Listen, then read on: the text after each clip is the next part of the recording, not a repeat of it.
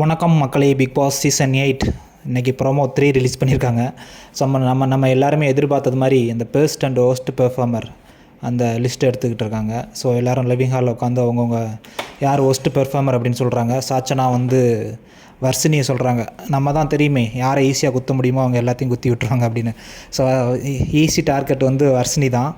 So வர்ஷினியை start பண்ணுறாங்க. சாச்சனா வந்து என்ன சொல்கிறாங்கன்னா, அவங்க வந்து அவங்களுடைய பெர்ஸ்பெக்டிவில் கரெக்டாக இல்லை, அவங்க ஒரு பிரின்சிபலாக வந்து அவங்க ஒரு டிசிஷன் கரெக்டாக எடுக்கலை அப்படின்னு சொல்கிறாங்க. அது வேணால் உண்மை தான். ரொம்ப அந்த பிரின்சிபல்குரிய அந்த ஒரு கெத்து ரொம்ப இல்லாமல் ஸ்டார்டிங்கில் கொஞ்சம் இருந்துச்சு. பட்டு போக போக அந்த ஒரு கெத்தாக இல்லாமல் இருந்தாங்க.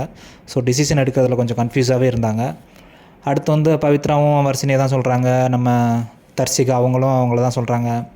ஸோ வர்ஷினியே ஒரு டைமில் வெக்ஸ் ஆகி போய் எல்லோரும் என்னை தான் சொல்ல போகிறீங்க, சொல்லிட்டு போங்க அப்படிங்கிற மாதிரி ப்ரொமோவில் வருது. ஸோ இங்கிட்டு பார்த்தீங்கன்னா பாய்ஸில் பார்த்தீங்கன்னா ராணவை சொல்கிறாங்க, அடப்பாவீங்களா வர்ஷினியாவது ஒரு வகையில் ஏற்றுக்கலாம், ராணவ் தான்றா அந்த டாஸ்கையும் ஓரளவுக்கு இன்ட்ரெஸ்டிங்காக கொண்டு போனது அவனை சொல்லிகிட்டு இருக்காங்க. ஜெஃப்ரி வந்து என்ன சொல்கிறான்னா, கத்துனா மட்டும் போதாது, வெளியே தெரிஞ்சிட மாட்டாங்க, கேமை புரிஞ்சு விளாடணும் அப்படின்னு. ஸோ அவனுக்கு கொடுத்த அந்த சீக்ரெட் டாஸ்க்கை எந்த அளவுக்கு கொண்டு போக முடியுமோ அந்தளவுக்கு கொண்டு போனாப்புல ராணவ். என்ன அப்பப்போ கொஞ்சம் கேரக்டர்லேருந்து வெளியே வந்தாலும் எல்லாருமே கேரக்டர்லேருந்து வெளியே வந்தானுங்க. ஸோ மித்தபடி அவன் கொஞ்சம் இன்ட்ரெஸ்டிங்காக தான் கொண்டு போனாங்க. சத்யாவுமே ராணாவை தான் சொல்கிறாங்க. அதாவது ஈஸி டார்கெட்னு ஒருத்தவங்க வச்சுக்கிட்டாங்கன்னா அவங்களே வச்சு குத்திடுறானுங்க. அதான் இங்கே நடந்துக்கிட்டு இருக்குது. ஸோ ராணவ் சொல்கிறாங்க, ராணவ், ஜெஃப்ரி, அப்புறம் சத்யா அண்டு அருண் வந்து கேமோட புரிதல் இல்லை அப்படின்னு ராணவ்கிட்ட சொல்கிறாங்க. அது கொஞ்சம் ஏற்றுக்கிறது மாதிரி தான்.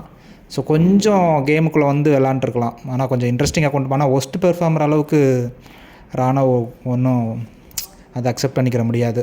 ஏன்னா நிறையா பேர் இருக்காங்க. தீபக்கோ வந்து அவர் கொடுத்த சீக்ரெட் டாஸ்க்கை அவரே அதை எடுத்து பண்ணாமல் அதை வந்து இன்னொருத்தவங்கள்ட்ட சொல்லி அது மூலியமாக தான் பண்ணிகிட்டு இருந்தார். அப்புறம் தீபக் வந்து அந்த பிரின்சிபலுக்கு அந்த ஸ்பை வேலையை எவ்வளோ கரெக்டாக பண்ணார் அப்படிங்கன்னு தெரியல. ஸோ இந்த மாதிரிலாம் இருக்கும்போது ஜெஃப்ரி வார்டன் ஓரளவுக்கு பண்ணார். அப்புறம் வாட்ச்மேன்லாம் நல்லா பண்ணார். ஸோ ஆனால் ராணவ் வந்து ராயன் வந்து அந்த சைடு இருக்கார்ல, ராயன் வந்து நேற்று ஒருத்தவங்க சொன்னது மாதிரி காக்கா பிடிச்சி அவர் வந்து நேற்று வந்து 3வது இடத்த வாங்கிட்டார். ஸோ வந்து ராணவ் வந்து நாட் அக்செப்டபிள். அடுத்து இந்த சைடு வர்ஷினி கூட, அந்த வர்ஷினிக்கும் அந்த அருணுக்கும் அந்த லவ் காம்போ வந்து அவங்க வர்ஷினி சூப்பராக அதை கொண்டு போனாங்க. அருணும் சரி வர்ஷினி சரி அதை சூப்பராக கொண்டு போனாங்க.